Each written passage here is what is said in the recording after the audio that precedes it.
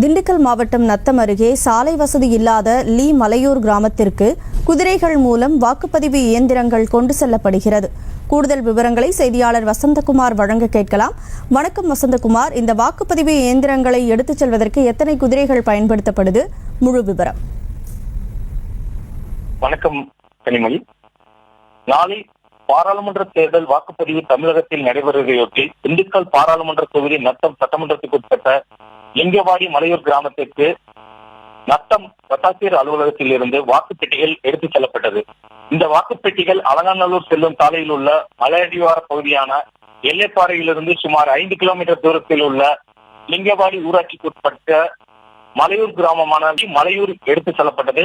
அங்கு ஆண் வாக்காளர்கள் 237 பேரும், பெண் வாக்காளர்கள் 249 பேரும் என மொத்தம் 486 வாக்காளர்கள் உள்ளார்கள். வாக்குப்பதிவு நடைபெறுவதையொட்டி வாக்குப்பதிவு இயந்திரங்கள் மற்றும் பாதுகாப்பு பெட்டி, எழுது பொருட்கள் போன்றவற்றை மண்டல அலுவலர் கணேஷ் தலைமையில் வாக்குச்சாவடி அலுவலர்கள் மற்றும் காவல்துறை பாதுகாப்புடன் மலை அடிவார பகுதியிலிருந்து 2 குதிரைகள் மூலம் எடுத்து செல்லப்பட்டது.